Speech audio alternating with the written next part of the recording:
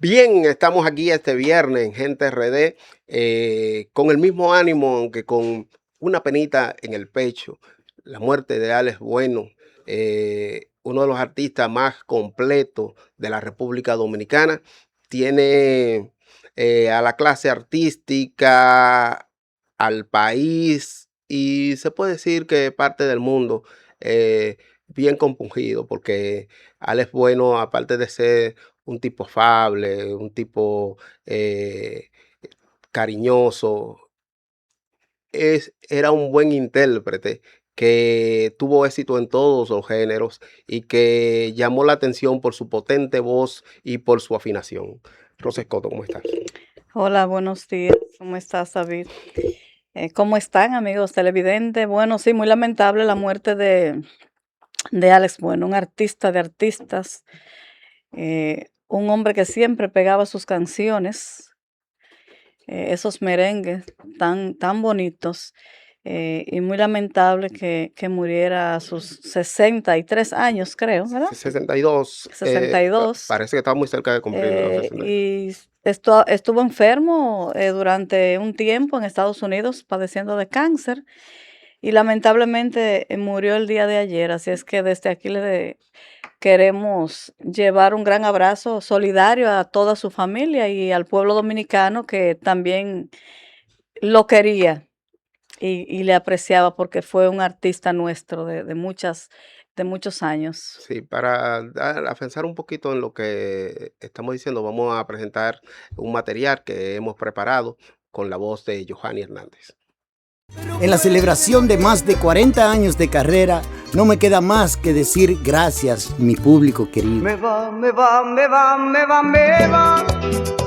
la vida, me va la gente de aquí de allá.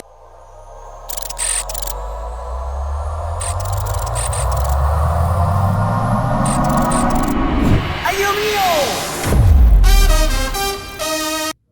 La música dominicana está de luto tras el fallecimiento este jueves del reconocido cantante Alex Bueno, una de las voces más emblemáticas del merengue, la bachata y la música romántica. El artista tenía 62 años y murió en Nueva York, tras enfrentar complicaciones de salud derivadas de un tumor cerebral y el cáncer. La noticia fue confirmada por sus familiares y representantes, generando una ola de pesar entre artistas, colegas y seguidores dentro y fuera de República. Tengo el privilegio de que estoy cantando con él este tema que se llama Toqué Fondo y que usted va a escuchar en la voz de Alejandro y en la voz mía. Los amigos son para las buenas y malas. No importa que hayas tocado fondo, siempre hay alguien que quiere lo mejor para ti. Si tropiezas y caes, la mano que te levanta. Dios por siempre a mí. Nacido en San José de las Matas el 6 de septiembre de 1963, Alex Bueno inició su carrera desde muy joven y alcanzó gran popularidad como vocalista de la Orquesta Liberación. Más tarde consolidó una exitosa trayectoria como solista, convirtiéndose en una de las figuras más queridas y respetadas de la música tropical. Temas como Colegiala, Que Vuelva, Jardín Prohibido, Esa Pared, Querida y Con el Alma Desnuda forman parte de un legado musical que marcó generaciones. Alex es el favorito de todos nosotros. Y Alex es quien tiene el privilegio de que ese sonido que se hizo de la revolución fue él quien lo encabeza. Ambos son unos cantantes de primera, pero Alex es quien tiene el privilegio, sí, Alex, eso es una cosa increíble lo de Alex. Entonces la pegada, y al ser tan dinámico que puede cantar cualquier otro ritmo y la gente le dice que sí, porque tú oyes a Alex cantando una bachata y es una maravilla, y lo oyes cantando un bolero. Sí. Esa pared, tú oyes un bolerista de verdad. Sí. Cuando yo le hice ese tema, tú oyes un bolerista de verdad. Entonces Alex ha tenido esa gracia. Inclusive es el favorito de todos nosotros. Cuando nosotros decimos el cantante, ¿cuál es? Todo el mundo dice Alejandro. Entonces, naturalmente, que a Carlos David yo le produje la mayoría de sus temas también. Es un muchacho de una pegada y es un cantante de primera también. Con su partida, República Dominicana pierde a uno de sus artistas más talentosos. Su voz y sus canciones permanecerán para siempre en la memoria de su pueblo. Paz a su alma.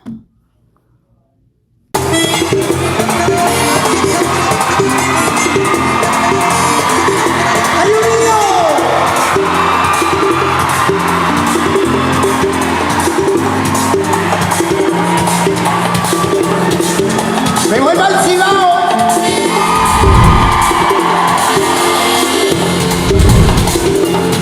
Esa mujer que me trastorna con su paz, que me hace foto con una sola mirada, ay, se ha pegado de la niña de mi sol. No tengo vista más que para su retrato. Tengo que verla ahora mismo, ay, quiero verla. Rodillo, yo quiero verla ahora mismo, ay, quiero verla.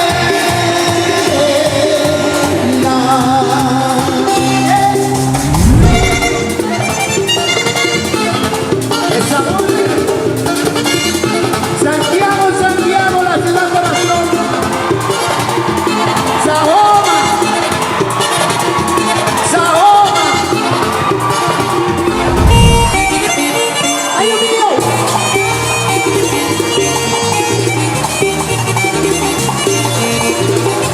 ¡Ale, muere el típico! Con el rodillo.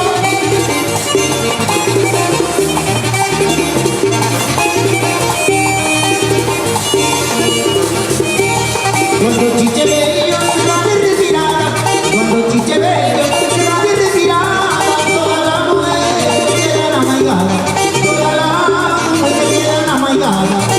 Ay, bate, quedan amaigadas. Dale, rodillo, con el gallo negro, el gallo negro, sí. Bótalo, mamá Rebeca.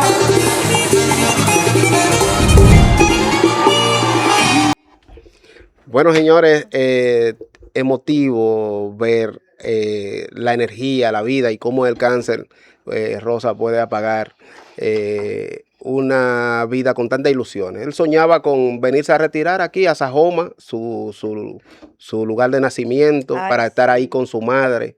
Y eso de verdad que parte el alma, ver la manera en que se va tan rápido, porque apenas en diciembre dijeron que él había tenido una recaída de salud y se fue a los Estados Unidos pensando regresar porque tenía un espectáculo pendiente, la celebración de sus 40 años aquí en la República Dominicana. Luego en agosto supimos de que había tenido una recaída, pero en realidad lo que había pasado era una metástasis del cáncer que había ya tomado parte de su cuerpo. Él tuvo un concierto el año pasado, Sí, claro. grande. Creo que fue en Hard Rock Café. Bueno, él hizo una serie de conciertos, una gira de los 40 años, y ese era el que ya tocaba aquí el final, y él no pudo hacerlo. Él no pudo hacerlo. Pero Así es, sí, recordamos canciones bonitas mira, tú de sabes que él, de su época como colegiala, como Qué cara más bonita, a que mí me fue una de gustaba sus mucho una canciones ya bachata. más. Yo, que no tengo. Una bachatica que él sacó una producción, que eso fue el final. Con el alma Quiéreme se desnuda, que llamaba. vuelva. Sí, Muchas canciones que realmente nos quedan como un legado. sí. Eh, Te decía que él siempre mencionaba como la forma en que él tuvo que luchar contra las adicciones del alcohol y de la droga y cómo él pudo salir de ahí y convertirse en un hombre nuevo. Precisamente veíamos a Ramón Orlando que una canción que le hizo, una de las últimas canciones que grabó, que se trataba de él explicar esa situación que había pasado en su vida. Eh, Alex tuvo un tiempo que este señor, el dueño de la Z, apellido, Willy Rodríguez. no, el dueño de la Z, Bienvenido Rodríguez. Bienvenido, Rodríguez. Bienvenido Rodríguez lo trajo, lo desintoxicó y lo puso a grabar una serie una cantidad de canciones considerable. Eso fue cuando empezaba, cuando jovencito, ¿verdad? No, él no empezaba. Él había demostrado y había logrado pegadas en Los Hijos del Rey y con varias orquestas y había empezado como solista. Entonces, Bienvenido Rodríguez lo acoge, trata de correr su rumbo y cuando se da cuenta que no lo va a poder controlar, le paga por grabar las canciones y se queda con las canciones y lo suelta en banda. Bueno, pues déjame decirte que en los años 90, Alex Bueno duró más de 5 o 6 años pegado en todas las emisoras. Y Bienvenido Rodríguez nada más sacaba disco, lo sacaba uno a uno. Y él estaba pegadísimo en todas las emisoras, porque Bienvenido Rodríguez tenía un poder y control de la emisora, pero él no veía un peso de nada de eso, ni Mira. tenía ningún control de eso, porque ya él había vendido los derechos de eso. Ok. Y mientras él estaba en un contén, o en una resaca, o quedando mal en la fiesta, llegando tarde o no llegando, fiesta que le habían pagado, y con miles de problemas legales, él estaba muy pegado. Wow, increíble. Y ya luego se pudo recuperar y vimos que comenzó ya igual que Fernandito Villalón, comenzó a ver dinero de la música, a restablecerse, a posicionarse, pero lamentablemente la vida hay que aprovecharla. La vida es una y se debe vivir, o tratar de vivir de manera sana para durar un poco más de lo que cronológicamente Mira, estamos. por otra parte, hay que hablar de una discusión de tipo jurídico. Déjame mandarle una foto al amigo Master, que se me había olvidado enviársela para que él no la ponga en pantalla. Tú sabes que las elecciones de la UAS acaban de pasar y hay que Sí, felicitar, claro. tanto a Chevalier. Chevalier como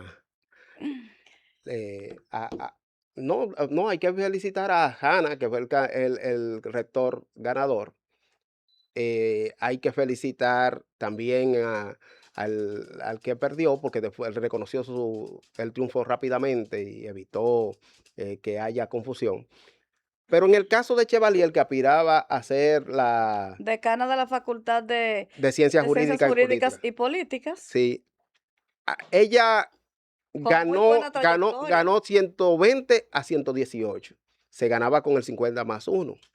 Es muy difícil que donde hay dos candidatos uno no saque el 50 más 1. Y en breve vamos a tener a Luis Matías aquí que sabe de eso, que sabe de estadística y nos podrá aclarar. Pero ¿qué sucede? Basándose en el total de los votos depositados de cada candidato, en el caso de la especie fueron depositados válidamente 238 votos. Hay 2 votos nulos, hay un voto nulo y 2 en blanco. Wow. La maestra Carmen Chevalier sacó 20 y el maestro Montilla 118, que era el contrincante. Para ser reelecto el candidato debe haber obtenido a su favor la mitad más 1, pero Montilla le ha dado con decir que hay segunda vuelta porque supuestamente el claustro no reunió el quórum de votos. Pero hay explicaciones de algunos expertos de la materia que indican que sí, que todo eso se completó. Pero ya la profesora tiene su trayectoria y yo considero que no deben irse a una segunda vuelta por tan poco margen. No, y que lo mejor es la unidad. Y una mujer con trayectoria que yo entiendo que sí que va a representar muy bien Lo mejor es que haya unidad. esa facultad. Que exista una unidad. Claro que sí, claro. Déjame ver si puedo comunicarme con la doctora Chevalier, porque en realidad quisiéramos tener la mayor claridad en este tema, porque de verdad que no debe haber ningún tipo de confusión en una elección donde solamente habían 2 candidatos. Bueno, yo Inclusive, déjame darte un en dato. mis redes Déjame sociales darte un yo dato. reposteé que ella era la primera mujer en No, la decana en la primera mujer facultad. decana y una mujer O sea, valiente. que ya yo la Déjame, di una mujer ganadora a valiente usted, que doctora. decide ser candidata, pero sin el apoyo de ninguna de los dos candidatos a rectores. Ella se fue sola, Increíble, increíble. atento a su popularidad, su trayectoria y al apoyo que le tienen los maestros y alumnos. Muy bien por ella, claro, así mismo. Y déjame trayectoria. darte un dato. Montilla en algún momento se acercó a ella y fue y la felicitó. Pero después parece como que cambió el chip. Parece Pero que alguien le calentó el oído y le dijo, ella "No, dice, espérate". yo tengo testigos de gente que se me de gente que saben que él fue y me felicitó porque él sabe que yo gané. Pero todavía falta el pronunciamiento de la Comisión Electoral y esperamos que, Bueno, yo que se haga espero que sea entre ella, porque de verdad, entre juristas que se haga caramba, justicia. entre juristas, imagínate tú. Bueno, vámonos a la pausa y vamos a continuar en breve con la entrevista central con el economista Luis Matías, un besado del área económica, que hoy nos va a estar hablando de paquetico o de paquetazo. ¿Qué fue lo que pasó? Vamos a ver.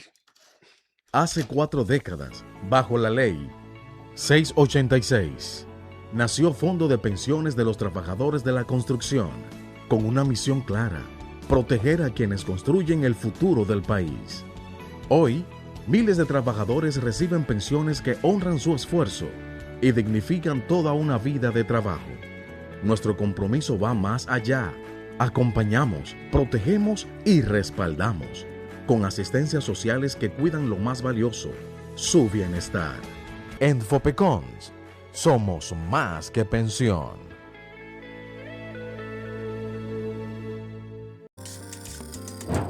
En estos años, nuestro modelo de zonas francas, como dije, ha evolucionado. Pero nació con un objetivo claro: generar empleo, atraer inversión y dinamizar la economía. Y lo ha logrado, que en la República Dominicana se ha consolidado como un actor relevante en el comercio internacional, liderando exportaciones en múltiples sectores y posicionándose en mercados exigentes. Sectores como dispositivos médicos, industria eléctrica, BPO, tabaco y logística reflejan la capacidad del país para competir y liderar en distintos segmentos. Pero no nos hemos detenido ahí. Hoy estamos en una nueva etapa. Una etapa en la que las zonas francas no solo generan actividad económica, sino que elevan la calidad de esa actividad. Hemos avanzado hacia la transferencia de tecnología, la innovación y la sofisticación productiva, hacia un modelo que no solo produce más, sino que produce mejor. Un modelo que integra el talento, el conocimiento y las capacidades industriales. Hoy, nuestras zonas francas no solo producen bienes, producen soluciones, innovación y valor agregado.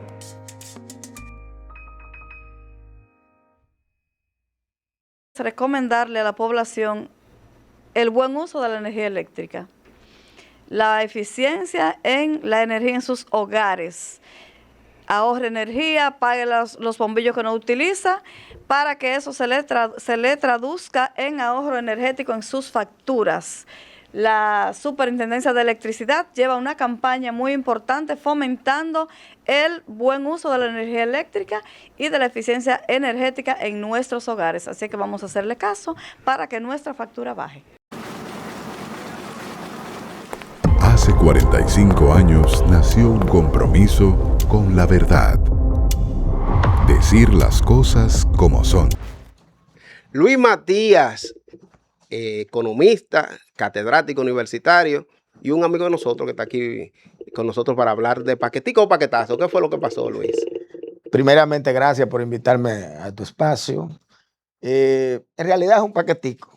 Un paquetico porque, ¿Pero cómo hace? porque no trata de recaudar la cantidad de dinero que se necesita. Se habla de 50,000 millones. Sí, pero el déficit, recuérdate, si lo comparamos con la propuesta de reforma que se quiso llevar a cabo a final del otro año, el otro pretendía recoger 120,000 millones. Ah, bueno, un paquete, un medio paquete entonces. Es un medio paquete para resolver el problema de coyuntura que ha generado el tema del aumento de los precios de los combustibles, del petróleo a nivel internacional, y que le ha afectado las proyecciones de recaudación que el gobierno había que había establecido en función a los impuestos que cobra a los combustibles, porque hay que entender eso. O sea, el gobierno proyectó que iba a recaudar alrededor de 90.000 millones de pesos en términos de combustible, por los impuestos a los combustibles, pero al dispararse el precio, solamente entiende que va a recaudar entre 45 y 50.000 millones, por lo tanto, el proyecto busca compensar esa parte,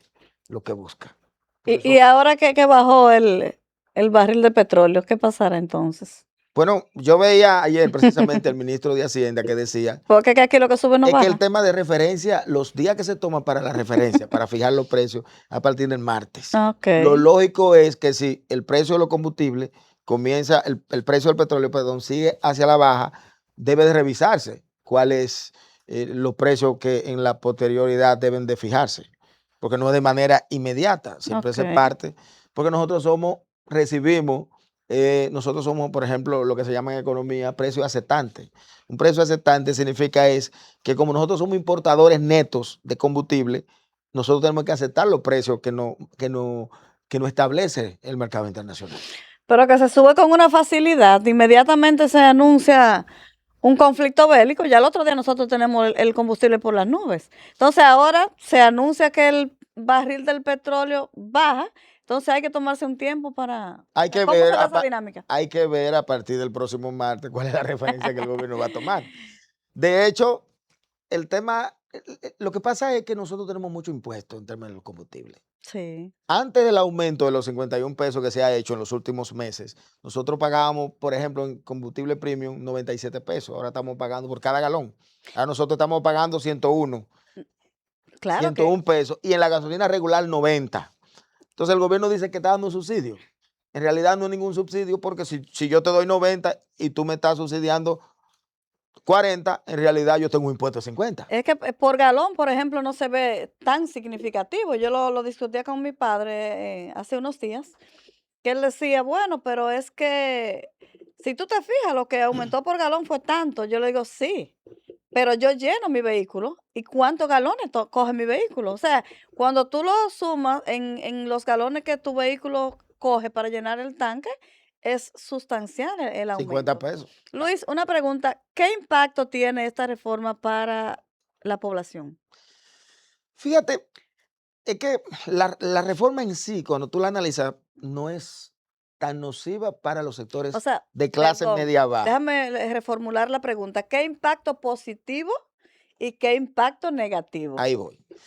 Si nosotros vemos esa mini reforma, por ejemplo, libera el anticipo para las pymes, las pequeñas empresas, que es una discusión de mucho tiempo. Muy bueno. Ahora se va a pagar entre cuotas, no se va a pagar un solo golpe, porque se cobra en función a lo devengado, no a lo recibido, y eso ustedes que posiblemente son pymes saben lo que eso significaba, buscar ese dinero antes de verlo recibido. Pero un problema. Entonces ahora tú lo puedes pagar en 3 partidas. El tema de, por ejemplo, liberar la primera parte del salario, que no significa nada, pero movimiento de los 35 a los 39.000, eso son como 723 pesos que va a tener la gente liberado. Que lo cobra. Ahí va a poder comprar un pollo. Entonces, también en términos positivos, por ejemplo, la transferencia a las sucesiones, si tu padre en vida te daba una propiedad, ahora tú tendrías que pagar el 25%, ahora va a pagar creo que es el 10%. Bueno. El tema también de si tú comprabas una vivienda, una mejora, tú la convertías hacia unas inversiones y luego esa vivienda aumentaba de valor. Cuando tú la ibas a vender, tú pagabas el 25%, ahora vas a pagar creo que un 3%. Entonces, todo eso va en beneficio. También hay otros impuestos que se quitaron, por ejemplo, en el tema de la constitución de compañía, a las empresas importadoras, que se le descontaba un valor agregado, un impuesto selectivo. Esos son impuestos que han de mejorar. Y los legisladores se ayudaron ahí ya, porque el único cambio que hubo en el Senado, antes de ser aprobado, fue reducir los impuestos a la banca que le habían hecho. El tema de grabar. Entonces, la parte que se ha grabado, cuando tú la ves, tú te das cuenta que, por ejemplo, está grabando al segmento de la población que tiene mayor ingresos. Tú hablas de las grandes empresas que representan como un 8%. Él le está grabando de un 27 a un 30%. Esas son las de que más de 1.000 millones. Exacto, la que tiene mayor ingreso. Pero entonces mi pregunta, ¿Y a quién se le traduce? Al final se le va a transferir al consumidor ese aumento. Y, Eso ¿A es quién se le lógico. traduce ese Se le va a aumento? transferir porque uno de los problemas de los impuestos es que son transferibles.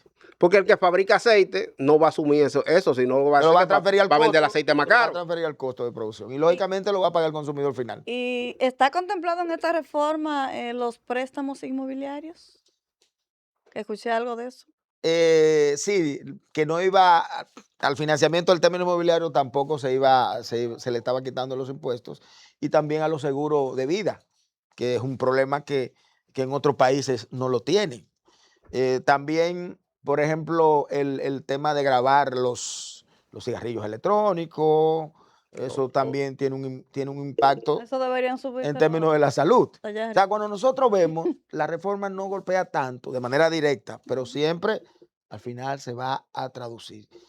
Diferencia de esta y la otra, que la otra fue una reforma muy técnica, muy abarcadora, y esta es una reforma que tiene un poco de lo que nosotros llamamos economía política, que en el fondo no están, como usted dice, no van a transferir el cobro de los impuestos, porque los grandes empresarios lógicamente van a transferir el precio al final, pero por un lado nos están dando otras cosas, porque el gobierno lo que está tratando es, por la coyuntura, en una coyuntura como la que nosotros estamos viviendo, tú no puedes implementar una reforma, porque tú tienes un sector externo muy convulsionado, hay una incertidumbre en términos internacionales y tú no sabes qué va a pasar. Por lo tanto, tú no puedes meter una reforma en esta coyuntura partiendo de la experiencia que hemos visto. Si nosotros miramos la región, todos los países que han querido implementar reformas han tenido una revolución social. Así es. Chile, Colombia, todos. ¿Por qué? Después del COVID la gente está muy sensible.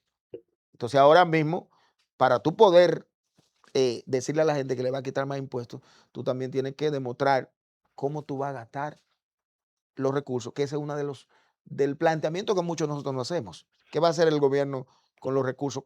¿Cuál es el compromiso que él tiene con manejar los recursos si ha incrementado el gasto público? Ellos dicen que no, pero el gasto público se ha incrementado de manera significativa en los últimos meses. Entonces, sobre todo el gasto corriente, y el nivel de inversión es muy bajo. Nosotros tenemos una inversión pública alrededor de un 2%, 2.1 del PIB, la más baja en los últimos 70 años. Sí. Luis, se habla de que la canasta básica ronda los 50,000 pesos mensuales. Tenemos un salario mínimo que no alcanza ni el 20% de esos 50,000. Entonces, ¿cómo el gobierno, tú crees que va a manejar, se va a permitir esta reforma, manejar el que la gente tenga menos dificultad a la hora de ir al supermercado o comprar alimentos?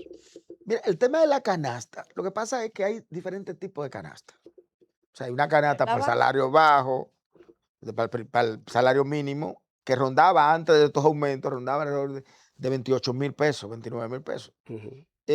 No sé si ustedes recuerdan un momento que el presidente en un discurso dijo que por primera vez la canasta básica estaba cubierta con el salario mínimo. Yo escribía un artículo y decía, y le demostraba con los datos que Hacienda, que tenía el Ministerio de Trabajo y todos los datos que teníamos disponibles, que no cubría.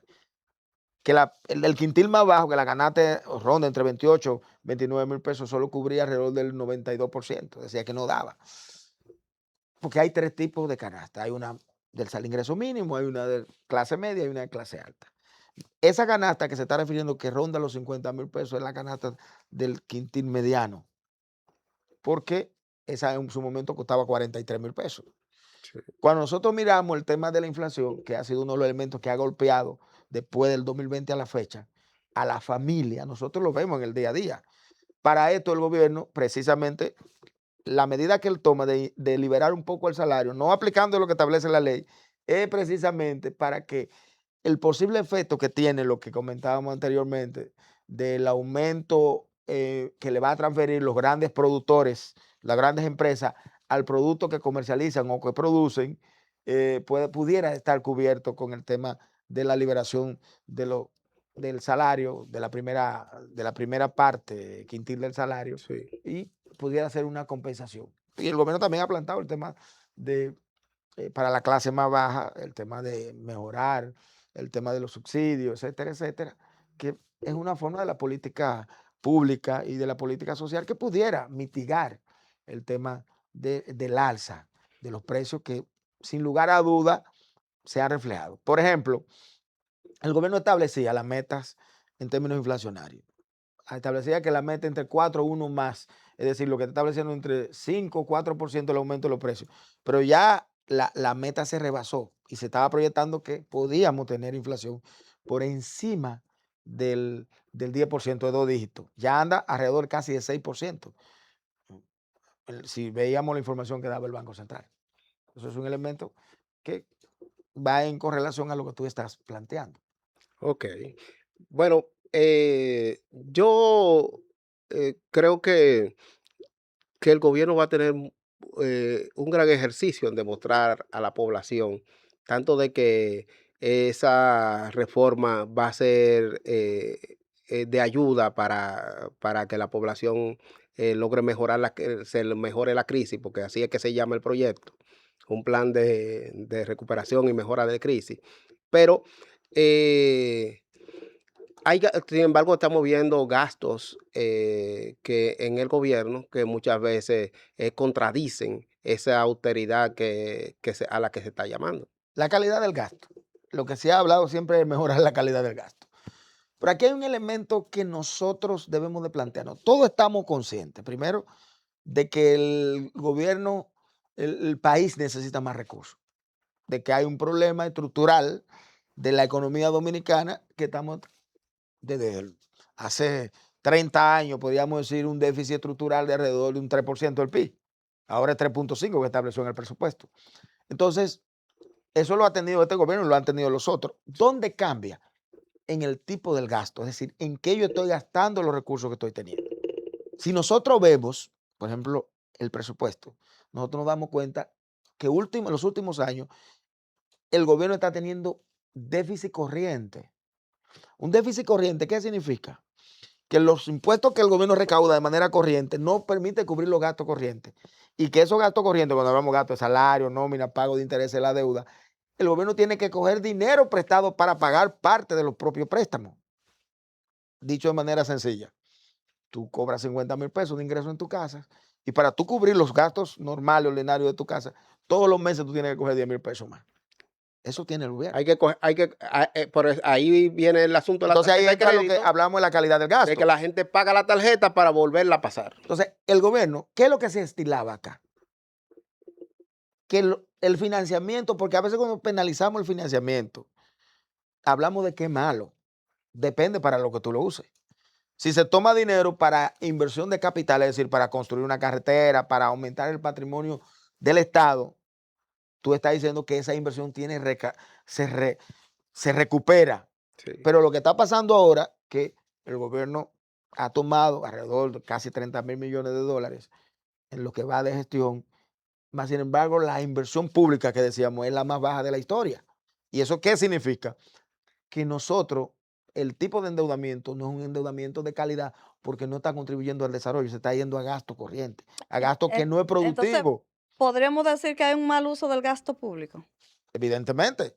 Si nosotros miramos la historia, nos damos cuenta que son los niveles más bajos de inversión pública que tenemos. Por eso, ¿qué es lo que nosotros hemos criticado al gobierno? Que las obras no terminan.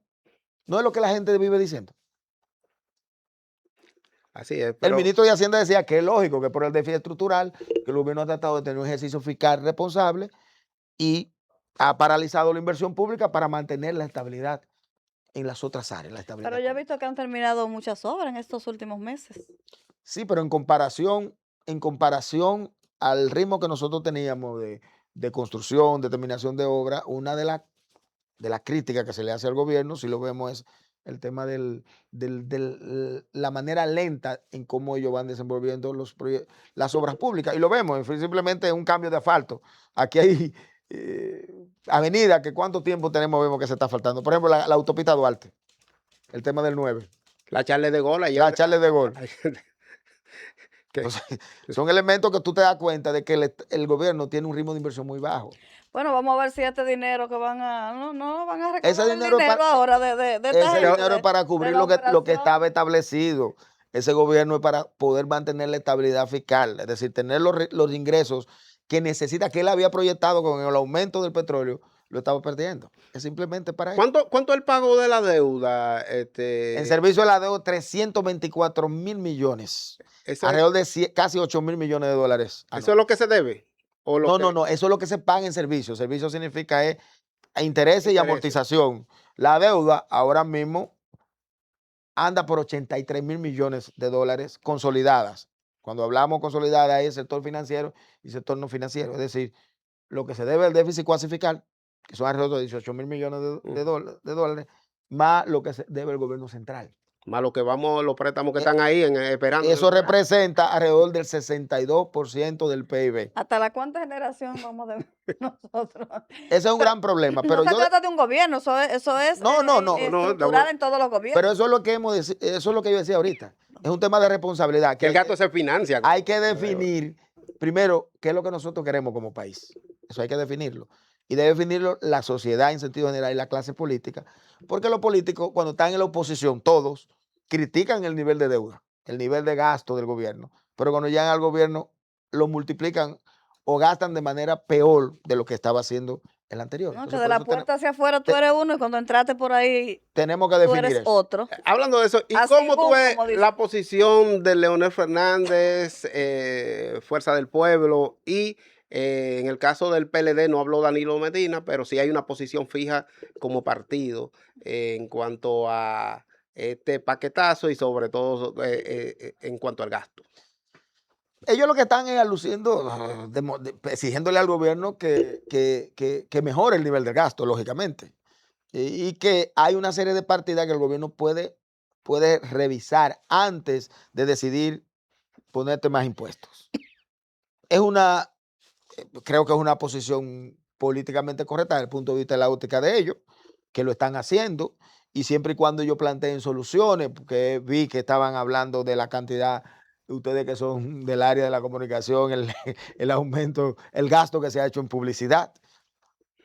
Escuché que el gobierno tenía alrededor de, no sé si eran 300,000 millones de dólares, no sé si era en intereses, ganando intereses en el banco de reservas. Eso es un dinero que se ha cogido de préstamo y que lo tiene congelado ahí. Eso pasó y eso el gobierno se ha caracterizado por eso. Cuando el gobierno llegó por una mala formulación presupuestaria, tomó un dinero que no lo tenía previsto para usarlo y tuvo que guardarlo en un momento. Mira, si los gobiernos fueran tan buenos cuando están en la silla, que cuando están en la oposición fuera un éxito, señores, tuviéramos un país maravilloso, pero en la oposición son uno. Y en la práctica, cuando llegan al poder, son otra cosa, porque vemos ahora la oposición. Es política 2.0. La oposición haciendo las críticas y quizás criticando cosas que en el pasado ellos cometieron y que hicieron también. Entonces, en este sistema político dominicano, nosotros somos muy dados a realizar campañas políticas desde la crítica hacia el otro, de lo que el otro no hace o deja de hacer, y no se centran en una propuesta que el pueblo, que la población quiere escuchar, que tú me propongas algo diferente a lo que está haciendo el otro. Entonces, muy bien que en campaña proponen y propuesta, pero cuando llegan ya la cosa automáticamente cambia. Entonces, sería muy bueno que de cara al 28, estos opositores que ahora están diciendo que haga, que no haga, que hizo, que no hizo, pues que hagan lo opuesto, que hagan la cosa bien. Porque tenemos desde que yo tengo uso de razón, desde que yo voto, de mi primer voto, en la misma cuestión. O sea, en el mismo círculo vicioso, señores. Es lo que decía. Yo por eso decía que tenemos que plantearnos qué queremos. ¿Qué quiere el país? Con el nivel de ingreso que tiene el Estado en términos de recaudación, con relación al PIB, que es alrededor de un 14, un 15% de la presión tributaria, tú no puedes tener los niveles de inversión que se necesita. Ahora bien, antes de yo del gobierno decirnos a nosotros que le va a poner más impuestos en una reforma que se necesita, pero estructural, tú tienes que identificar cuáles son las fuentes de evasión que tú tienes ahora mismo y tú mejorarla, y cuál es la calidad del gasto que tú tienes para verdaderamente demostrar que tú necesitas el dinero. ¿Por qué? Porque lo que se ha estado haciendo, y voy en concordancia con lo que usted decía, los gobiernos dicen que no tienen dinero, pero se manejan como el que tiene que le sobra. Así es. Gastan como el que le sobra. Por ejemplo, aquí ahora se van a hacer unos juegos que van a costar una millonada y el Centro Olímpico está desbaratado completo y hecho de nuevo. Entonces, tú estás viendo Y en cualquier actividad los gobiernos gastan cantidades de millones de dinero, de pesos, que no, el Estado no genera dinero por sí, nos lo saca a nosotros. Entonces no es posible que sigamos malgastando lo poco que recaudamos, porque el elemento de la mala inversión no tiene un impacto en el crecimiento de la economía, que es otro elemento importante. Nosotros hemos visto cómo la economía creció 2.1, pero si la economía no crece, el gobierno no va a recaudar. Bien. Luis, gracias, gracias por haber venido. Hace mucho que estaba pendiente de esto, pero tu compromiso académico no te lo permitían, pero esperamos que tú nos dé otro chance. Estaremos por acá. Muchas gracias. Gracias, Luis. Vamos a la pausa y seguimos con Gente RD. Hace 4 décadas, bajo la ley 686, nació Fondo de Pensiones de los Trabajadores de la Construcción, con una misión clara: proteger a quienes construyen el futuro del país. Hoy, miles de trabajadores reciben pensiones que honran su esfuerzo y dignifican toda una vida de trabajo. Nuestro compromiso va más allá. Acompañamos, protegemos y respaldamos, con asistencias sociales que cuidan lo más valioso, su bienestar. En Fopecons, somos más que pensión.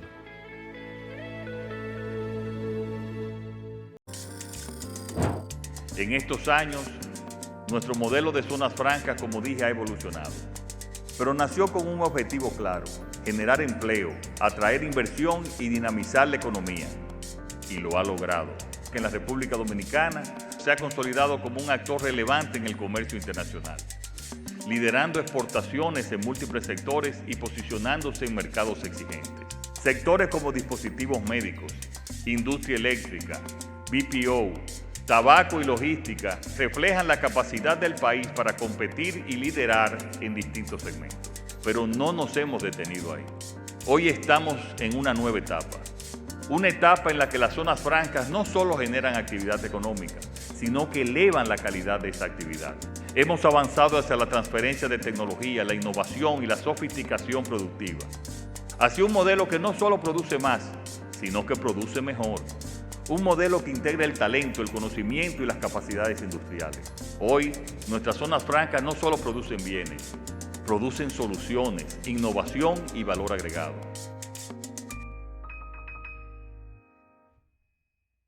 Recomendarle a la población el buen uso de la energía eléctrica, la eficiencia en la energía en sus hogares. Ahorre energía, pague los bombillos que no utiliza, para que eso se le traduzca en ahorro energético en sus facturas. La Superintendencia de Electricidad lleva una campaña muy importante fomentando el buen uso de la energía eléctrica y de la eficiencia energética en nuestros hogares. Así que vamos a hacerle caso para que nuestra factura baje.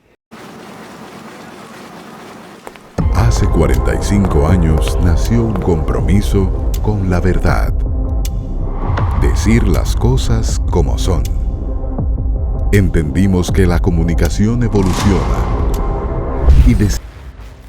Hace 4 décadas, bajo la ley 686, nació Fondo de Pensiones de los Trabajadores de la Construcción, con una misión clara: proteger a quienes construyen el futuro del país.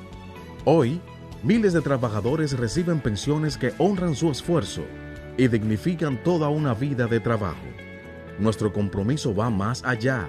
Acompañamos, protegemos y respaldamos, con asistencias sociales que cuidan lo más valioso, su bienestar. En Fopecons, somos más que pensión.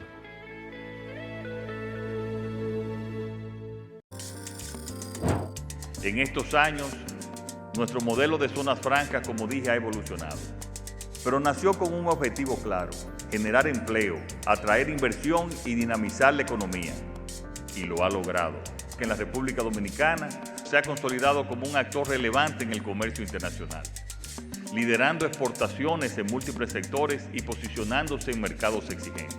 Sectores como dispositivos médicos, industria eléctrica, BPO, tabaco y logística reflejan la capacidad del país para competir y liderar en distintos segmentos. Pero no nos hemos detenido ahí.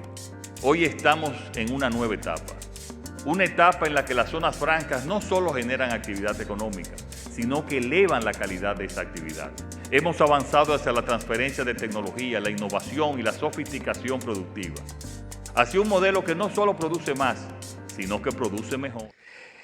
Señores, nosotros hemos recibido aquí una grata sorpresa y es que está con nosotros Ingrid de Cunidón, que nos han traído unos productos que nosotros estamos locos por probarlo, unas salchichas, unos salamis. ¿Y tú sabes hecho a base de qué? Maravilloso, ¿no? Vamos a dejar que ellos digan de qué están hechos estos productos, estos embutidos que ellos nos han traído el día de hoy, que a mí me traen unos gratos recuerdos. Bienvenidos, háblennos de Cunidón. Hola. Buenos días. Cunidón es una cooperativa. Tenemos un proyecto donde se maneja lo que es la crianza de conejo y también nosotros hacemos productos elaborados con 100% carne de conejo. Ya llevamos, el proyecto tiene aproximadamente, ya vamos a cumplir 3 años. Con los embutidos, aproximadamente 1 año y medio, y estamos muy contentos por la aceptación que ha tenido el producto y prontamente estaremos en cadena de supermercados, estamos comercializando la carne también, pero nuestro producto estrella, realmente exclusivo en el país, hasta el momento son los embutidos. Ingrid, nosotros tenemos entendido que ustedes tienen una cooperativa que además de funcionar, como todo el mundo sabe que funciona en la cooperativa, que es mancomunado, tratando de ayudarse uno con otro. Un grupo de personas, claro. Ustedes le compran los conejos, la carne de conejo, a los productores para entonces hacer estos productos, distribuirlos y que todo el mundo se reparta la ganancia. En realidad, la cooperativa, nosotros tenemos 180 socios en la cooperativa, un aproximado de 2,000 y tantas madres. Se producen aproximadamente 20,000 libras de lo que es carne de conejo. Nosotros en la cooperativa compramos el conejo vivo a nuestros socios, hacemos lo que es el sacrificado de ellos. Luego se hace lo que es el deshuesado de la carne. Tenemos una compañía, una embutidora, que es la que nos maquila los productos y luego que ellos nos entregan el producto ya procesado, pues nosotros lo comercializamos. Ingrid, y en la región, en San Francisco, donde ustedes están ubicados, las crianzas de conejos de esos productores, de esas personas socias de ustedes, ¿se encuentran allá mismo o en otras regiones del país? Bueno, nosotros sí tenemos productores que viven en San Francisco de Macorís, pero tenemos productores, diríamos, alrededor, diríamos, de la isla o de la parte que nos corresponde. Tenemos productores en San Juan, hay un caballero que se llama Jaciel Ramírez, él está en El Cercado, San Juan. Tenemos otros que están, por ejemplo, en Guayacanes, Santiago, que son los que están más retirados, otros en Juncalitos, y realmente no hemos visto la necesidad de quizá decirle a algunos que no, porque hasta del Ceibo no han tirado para hacerse socio de la cooperativa.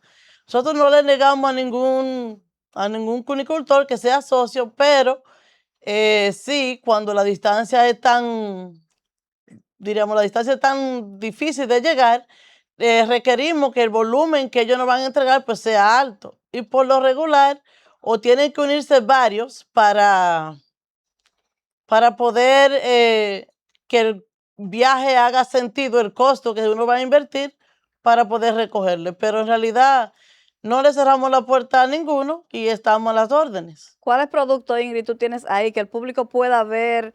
¿Dónde los pueden obtener? ¿Cuáles son esos embutidos que tú tienes ahí? Si puedes presentar algunos, decir cuáles son hechos, señor, en base de, hechos de conejo, de carne de conejo. Esto, y vemos, vayan presentándolo en lo que nosotros vamos conversando. Mire, aquí tenemos el chorizo. Esto es para las personas que le gustan, por ejemplo, el chorizo parrillero.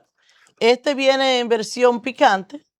Tenemos también uno que viene siendo prácticamente el mismo, pero que no, por algunas personas que no consumen el picante, pues tenemos este. También por acá tenemos la longaniza, que realmente son productos Con súper, unos súper... friticos verdes, ¿no? ¿Verdad, doña Sí, Ingrid? además de saludable, el sabor es exquisito. Y tenemos el jamón cocido, 100% hecho a base de carne de conejo, que le tenemos aquí, trajimos ya picado para que lo prueben Ay, ay, ay. y nos den el visto bueno. Me imagino que eso es riquísimo, David. A mí me trae muchísimos recuerdos el tema de la crianza de los conejos, porque yo me crié. En mi casa siempre había muchos conejos y comíamos conejos, criábamos conejos y eso, señores. Esto, David, podemos ver que esta organización, esta cooperativa, contribuye a lo que es una economía sostenible en la región. Así es. Porque contribuye a que esos cunicultores, se llaman los, Sí. ¿verdad?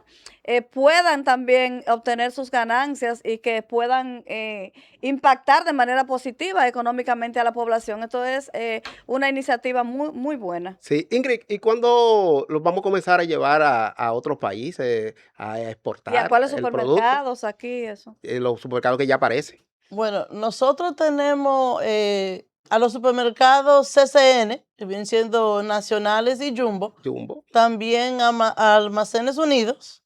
Ellos ya están comercializando. Nosotros no trajimos la muestra, nosotros vendemos también el conejo, la carne fresca, para que uno le dé el sabor que uno quiera, el sazón.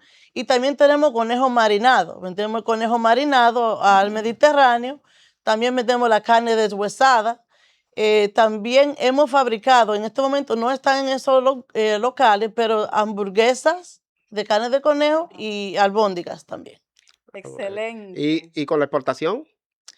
Mire, en realidad nosotros hemos tenido una situación con lo del nombre de la cooperativa, porque inicialmente la cooperativa era como para belleza. Sí. Pero yo estaba en grupo, yo soy criadora también de conejos y estaba en grupo de conejos, y al escuchar que los cunicultores no tenían forma de cómo vender sus producciones, pues yo le comenté al resto de la administración de la cooperativa para que ¿cómo se dice? Iniciáramos un proyecto con los cunicultores para que darle una oportunidad a ellos de ellos poder vender sus producciones. De eso fue que caímos en lo que es... Esos son unos emprendedores de verdad. Y si yo quiero formar parte de esa cooperativa, ¿qué debo hacer? Ponte a criar conejos. Yo maravillada, me encanta. Bueno, por ejemplo, yo feliz. Nosotros también tenemos socios que no son cunicultores. La cooperativa funciona como cualquiera otra, solo que nos enfocamos en lo que es la producción de conejo y darle un servicio agregado a la carne del conejo. Pero en realidad, si usted no es cunicultora, usted también puede ser socia. Y quizás también se anime a criar. Ingrid, gracias, ya vamos a probar el producto. Excelente, excelente. Señores, ya ustedes saben. La gente que compre sus productos de conejo. Que están en Jumbo, están en el Nacional y están en Almacenes Unidos. Ya ahí le dimos una cuña gratis. Una de las carnes que más nutrientes, señores, tiene, que más aporta a la salud. Es una carne excelente. Porque esos supermercados están apoyando a gente trabajadora, a gente que quiere hacer la cosa bien y que paga sus impuestos. Mi amiga Angeli Paz, ya tú sabes que tiene que darle carne de conejo allá en mayo, así es que ahí están los productos de conejo. Realmente son unos productos muy saludables, el sabor es exquisito, no van a extrañar nada más. Ustedes lo prueban y de seguro que van a ser cliente fijo. Bueno, señores, vamos a finalizar este programa y nos vamos dejando a Robert Mirreyes con su licuado de tinta que no se nos queda.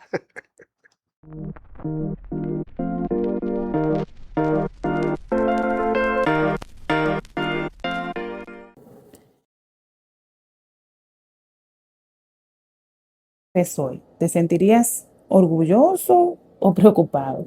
Piénsalo por un momento, por favor, porque dentro de 20 años tendremos una nueva generación de esposos, de padres, de líderes de hogar. Y la pregunta es, ¿quién los está formando? Porque los niños no aprenden solamente de lo que les decimos, aprenden de lo que ven. Aprenden observando, escuchando, aprenden viendo cómo un hombre trata a su esposa, cómo responde ante los problemas, cómo maneja sus responsabilidades y cómo enfrenta los problemas difíciles. Y aquí es donde creo que tenemos una conversación pendiente, porque hemos normalizado tanto la ausencia de los hombres en ciertas áreas que ya casi no nos sorprende.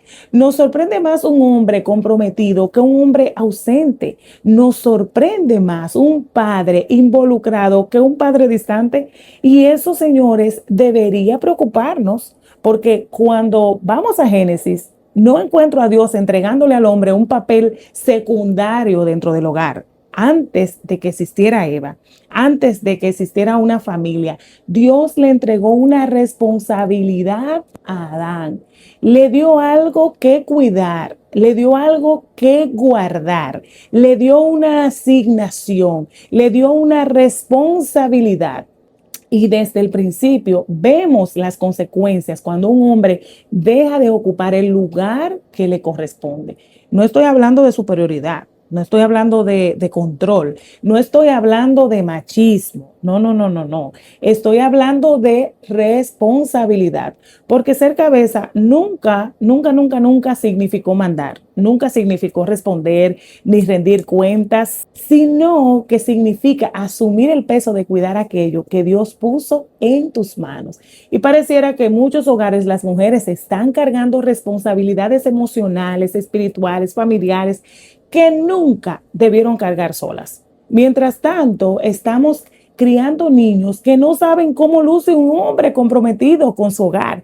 Y entonces nos preguntamos, ¿por qué las familias se están debilitando? Nos preguntamos, ¿por qué las relaciones están fracasando? También nos hacemos la pregunta de por qué las nuevas generaciones tienen tanta confusión sobre lo que significa ser un hombre. Señores, pero la respuesta tal vez no sea tan complicada. Los hombres del mañana están observando a los hombres de hoy, porque al final los hijos no hacen lo que les decimos, hacen lo que ellos ven a uno hacer. Y algún día tu hijo será el esposo de alguien. Entonces la pregunta para cerrar es, ¿le estás enseñando a ser el hombre que te gustaría que se casara con tu hija? Te dejo pensando. Dios te bendiga.